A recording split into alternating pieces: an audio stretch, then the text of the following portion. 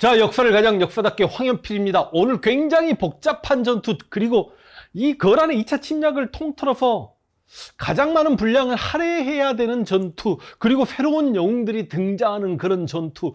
야, 재밌습니다. 이거 빨리 가야 됩니다. 사족이 길어지면 안 됩니다. 여러분, 압록강이 이렇게 있고요. 여기 지금 청천강이 이렇게 있고요. 이렇게 와서 지금 대동강이 이렇게 있습니다. 여러분, 빨간색. 거란은 빨간색입니다.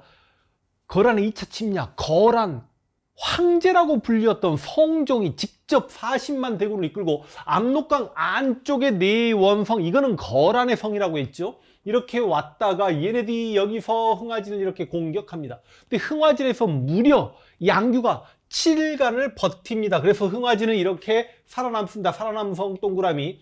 영주도 직접 공격하지 않습니다. 철주도 직접 공격하지 않습니다. 무려 40만로 흥화진을 공격했지만 흥화진을 점령하지 못한 거란 황제 성종은 이 흥화진 앞에 무로대에 20만을 남겨놓습니다.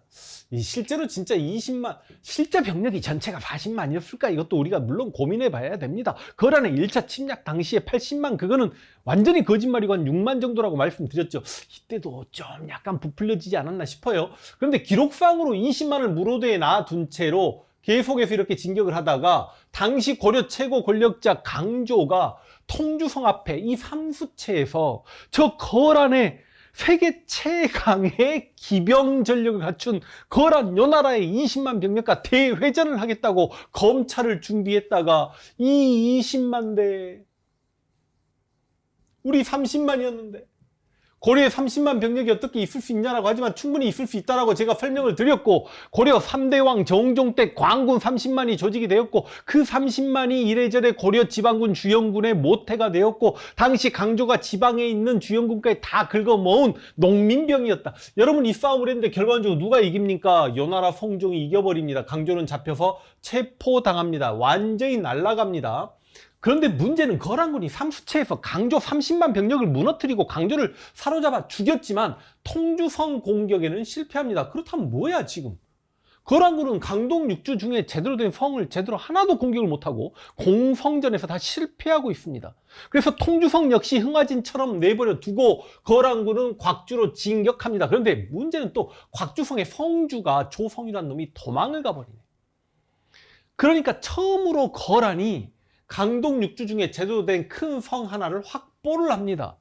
아니, 기본적으로 이제 보급 기지로 삼으려면 어느 성을 확보하거나 아니면 큰 도시를 얻어야 되는 거 아닙니까? 그래서 곽주성을 보급 기지로 삼은 거란군은 이곳에 6천 병력을 남겨놓고 청천강을 건넙니다. 야, 청천강을 이렇게 건너는데 당시 겨울이다 보니까 강들이 다 얼어있기 때문에 강 건너는 건 쉬운 일입니다. 그리고 영주를 공격하는데 영주의 성주였던, 영주가 이제 여러분 조선시대는 안주라고 불리는 것이고, 이게 안북도부, 고려는 사도부 팔목이라는, 그러니까 기본적으로 고려의 지방제도는 오도와 양계인데 그 오도 양계 안에 군사적으로 아주 중요한 요충지에 사도부를 설치하고 행정요충지에 팔목을 설치합니다. 사도부 중에 실은 가장 그 권한과 기능이 강했던 게 안북도부입니다. 저 안남도부, 안서도부, 물론 여러분 여진과 싸우는 저기 태백산맥 동쪽에 안변도부가 있지만, 안동도부라고 해야 되지만 해안가니까 안변도부라고 하는데 실은 가장 중요한 도부가 안북도부, 바로 이 영주입니다. 그러니까 영주성은요, 실은 이 서경은 서북지방의 행정과 모든 정치 군사 기능을 관장하는 곳이라면 이 영주성은 서북지역의 가장 중요한 군사도시입니다. 근데 싸워보지도 않고 도망을 가버린단 말이야. 그러니까 이 안주가 털려버리는 건 굉장히 큰 고려 입장에서는 충격이었습니다. 그리고 바로 숙주까지 쉽게 털립니다. 자, 그럼 이제 남아있는 건 뭐예요? 서경이죠. 여러분, 이 서경을 빼앗기게 되면 실제로 서경과 개경 사이에는 평지가 상당히 많아요. 그래서 방어할 만한 또 다른 무슨 개경, 바로 앞에 전초 기지도 없는 상태입니다. 그러니까 서경은 무슨 일이 있어도 막아야 되는 거고, 누가 뭐라고 해도 서경은 고구려, 평양, 고구려의 세 번째 수도죠. 절본에서 국내성에서 평양으로. 그리고 실제로 고구려 멸망 이후에 평양 근처는 잡초가 무성했다가 궁예가 왕건에게 명해서 저 평양 땅은 옛 고구려의 수도이니 네가 군대를 가서 우리 땅으로 만들어라. 그래서 우리 땅이 된 곳이고, 당시 왕건은 훈요 10조에서도 평양 길진이 왕을 1년에 100일 이상 머물도록 하여라라고 하면서 이 서경을 나라의 제2의 도시로 만듭니다. 왜 그랬을까요? 여러분, 왕건이 나라를 건국하고 고려를 건국했고 후삼국을 통일했지만 당시 각 지역에는 호족들의 향촌 자치가 이루어지고 있는 상태였기 때문에 왕건 입장에서는 제대로 된 자기 땅은 개성밖에 없는 거 아닙니까? 그러다 보니까 실제로 호족들이 없었던 저 평양을 개척하고 자신의 유일한 사촌 동생이었던 왕신념을 서경에 보냈고, 실제로 여러분 고려 전체 역사를 보면 서경 반란이 제일 무섭잖아요. 묘청해난도 서경이고요. 서경유수 조이총해난도 그렇고요. 그래서 이 서경을 나중에 몽고도 빼앗아 가려고 자비령 이북 막 서경 땅을 욕심냈고요. 근데 이 서경을 빼앗기면 이제 개경은 바로 코앞입니다. 근데 이제 이 서경 전투가 시작이 되는 거죠. 여러분, 이렇게 옵니다. 물론 이제 조선시대로 가서 정묘호란과 후금이 침략했던 정묘호란, 그 다음 청나라가 침략했던 병자호란과 비교하면 정묘호란 때는 압록강을 건넜던 아민의 3만군이 이 안주성을 점령할 때까지 한 8일 정도 걸렸는데, 지금 그러니까 그 후금도, 그리고 나중에 병자호란 때 청나라는요 개성까지 4일 만에 내려와 버리죠. 이 성들에서 아예 전투 자체를 안 해버리는 겁니다. 임경업 장군이 지키고 있는 의주를 피해서 막 이렇게 내려오죠. 그러다 보니까 어찌 보면 이 거란의 2차 침략 요나라 성종이 이 서북 지역에 어찌 보면 고려의 전초기지에서 40만 대군이 발이 묶였던 걸 교훈 삼아서 훗날에 후금의 침략이었던 정묘호란과 청나라의 침략이었던 병자호란 때 걔네들은 굉장히 좀 다른 전략을 폈다, 그렇게 생각하시면 되겠습니다. 굉장히 이렇게 서경 근처까지 가서 서경 앞에 중흥사라는 절이 있습니다. 고려시대는 숭불정책이 계속되었기 때문에, 그리고 스님에 대한 대우가 상당했습니다. 고려 왕들은요 자식을 여러 명 낳게 되면 그 중에 자식 한 명은 무조건 왕자를 스님으로 만든단 말이죠. 그 중에 가장 유명한 스님이 의천 같은 스님인 거고, 그래서 중흥사에 굉장히 무술승들도 많았을 건데 결국은 이 중흥사가 털리면서 이제 중흥사가 막 불이 났다, 이런 기록이 나옵니다. 여러분, 중흥사에 탑도 무너지고 건축물들이 전부 다 불탔는데 이 불길이 서경까지 다 보인단 말이죠. 이때 서경 주민들의 공포는 장난이 아닙니다. 그래서 이제 중흥사까지 요나라 성정이 왔고 이 근처에 이제 진을 치고 있는데, 문제는 이 서경 안에서 싸우지 말자, 항전파와 항복파가 대립을 합니다. 근데 당시 서경에 유수가 누구인지는 정확히 알 길이 없습니다. 기록이 없습니다. 그러나 서경의 부유수 원종석이라는 인물은 완벽하게 기록이 나옵니다. 근데 이 부유수가 항복을 주장합니다. 이게 만약에 해석하기 나름인데요, 당시 서경유수 이름이 안 나오고 부유수 원종석이 항복을 주장했다는 건 항전파, 싸우자라고 했던 사람들을 당시 부유수 원종석을 비롯한 항복파들이 먼저 제거한 거 아닌가라는 우리가 한번 해석을 하게 됩니다. 그리고 해석학에 따라서 이 원정석은 어찌 보면 서경 주민들의 지지를 받고 있는 인물이다. 그렇다면 당시 서경의 책임자 유수는 중앙에서 파견된 고위 관료였겠지만 부유수는 그 지역의 호족, 그러니까 원정석이 호족이지 않았나, 우리가 한 번쯤 이렇게 해석을 해볼 수가 있죠. 자, 그런데 지금 개경에 잠깐 좀 내려가 보겠습니다. 개경에 있는 현종 입장에서는 흥화진에서 어찌 되었는지 잘 모르겠는데 강조가 삼수체 전투에서 패했다는 것 자체가 너무나 큰 충격이어서, 그리고 영주와 숙주까지 점령당했다는 이야기를 듣는 입장에서 만약에 서경을 빼앗기게 되면 개경까지는 지척이고 그냥 막 달려 내려오기 때문에 현종 입장에서는 어떻게든지 서경을 방어해야만 합니다. 그러면 서경에 보낼 수 있는 군대가 없죠. 여기 30만 병력이 삼수체에서 강조와 함께 패배를 했지만 30만 명이 다 죽진 않았습니다. 거란 아이들이 죽였던 고려 군대가 한 3만 명 정도 되는 걸 보고 있으면 27만 명은 패잔병이죠. 그 패잔병들이 여기저기 성에 들어가 있지만 이들 가지고 거란의 주력을 요격하기는 힘든 거고, 또 거란 군대가 지금 서경에 더 가까이 있는데 후방의 군대를 빼가지고 그 거란의 방어선을 뚫고 서경까지 들어가서 방어하기는 힘든 거고, 그럼 누굴 불러야 되겠습니까?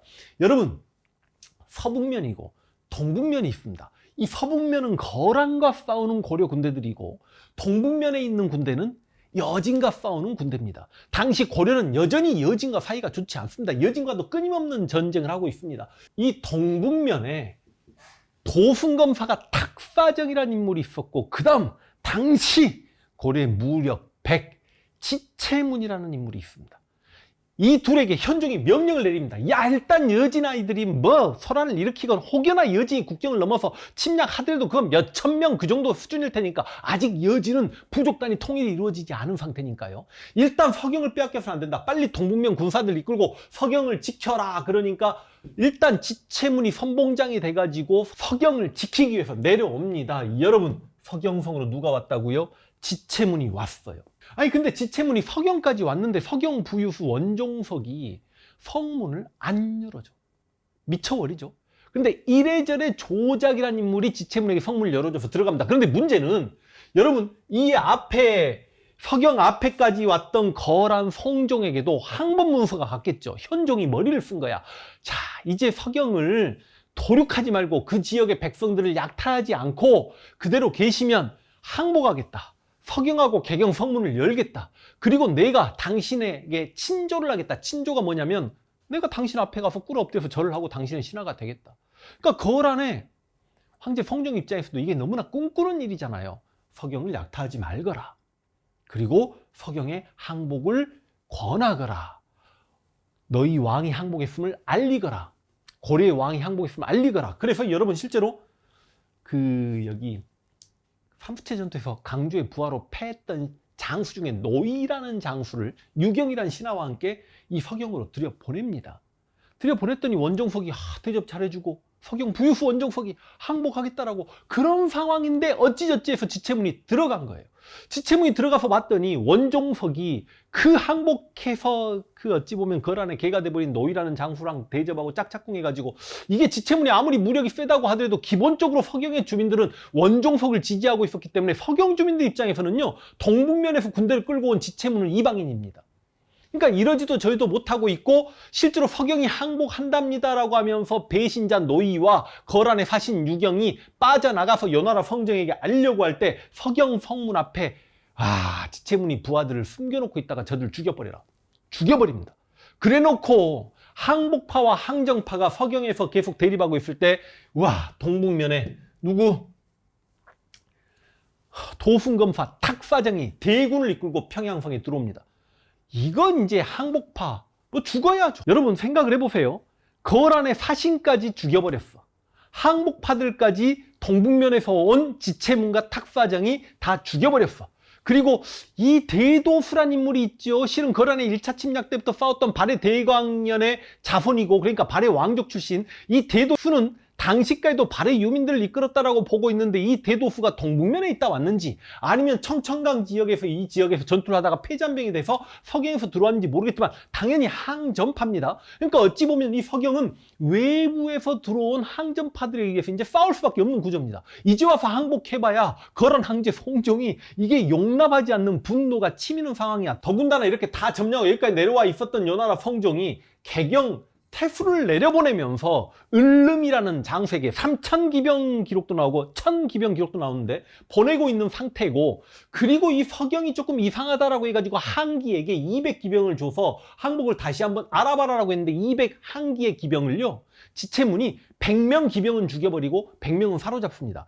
그러니까 아무래도 적의 기병 200을 잡으려면 아무래도 보병 갖고는 힘드니까 당시 고려도 최소한 몇백 이상의 기병이 있어가지고 동북면에 샀으니까 기병이 있을 거 아닙니까? 와가지고 지금 한기 병력을 완전히 소탕하고 실제로 한기의 200병력 중에 100명은 포로로 잡아가지고요, 그 거란 아이들을 고문합니다. 고문해봤더니 흥화진이 살아있네. 그리고 영주 철주가 살아있고 통주도 살아있네라는 걸 알게 된 겁니다. 사기 만빵이죠. 그걸로 서경 주민들 다독거리고, 그리고 아까 방금 말씀드린 여기서 요나라 성종이 개경에 태수로 보냈던 친구와 을름이라는 장수, 기록에는 3,000기병까지 나옵니다. 이걸요, 서경 바로 위에 임원령이라는 곳에서요, 그 3,000기병을 전멸을 시켜버립니다. 이 임원령 전투는 누가 하냐면 탁사정이 합니다. 동북면 도순검사 탁사정이 법원이란 스님과 함께, 근데 그 스님은 그날 돌아가십니다. 그래서 3,000기병을 깼으면 당시 고려 기병도 상당히 강했음을 알 수 있죠. 그래서 이제 문제는 이 서경성에서만 갇혀있지 않습니다. 왜냐? 그만큼 지체무이나 탁사정은 조금 자신감이 있었나 봐요. 여진족과 워낙 기마전으로 싸웠던 기병을 이끌고 있기에 소수의 기병이긴 하지만 거란족과 게릴라전을 전개할 만하다라고 생각해서 지체문, 무력백 지체문은 실은 서경성 밖으로 나갑니다. 나가서 적을 쫓는 과정에서 어디까지 가냐면 이 중사도 되찾아요. 마탄 지역까지 갑니다. 근데 마탄 지역에서 매복에 있는 적에게 당해서 지체문조차 이제 생사를 알 수 없게 됩니다. 여러분, 서경에 있는 동분면 도순검사 탁사정이 조금 겁을 먹기 시작합니다. 지체문까지 죽었단 말인가? 그럼 우리는 이제 막을 수 없단 말인가? 만약에 요나라 성종이 와서 서경성을 제대로 포위하고 공격하면 막을 수 있단 말인가? 실제로 진짜 언제부터 이렇게 공포감이 도순검사 탁사정에게 생겼는지 모르겠지만 탁사정이 발해 유민을 이끌고 있었던 당시 고려 대장군 대도수를 부릅니다. 성문을 한번 볼게요. 거란의 병력이 여기 있고 이 전옆에 여기 성종이 이쪽에 있습니다. 요나라 성종이. 거란 병력이 이렇게 있는데 에워싸고 있는데 탁사정이 대도수에게 뭐라고 이야기하냐? 장군은 성문 동쪽으로 나가서 적을 교란해라. 그럼 여기 저기 있는 거란군들이 와 저기다 하고 이렇게 출몰할 때 내가 가장 많은 대군을 이끌고 나는 서문으로 나가가지고 거란의 황제 성종을 잡겠다. 그러니까 대도수가 어찌 보면 대도수는 이거 미끼가 되는 거 아닙니까? 미끼 되면 다 죽는 건데. 근데 대도수가 그걸 하겠다라고 합니다. 그래서 대도수가 나가요.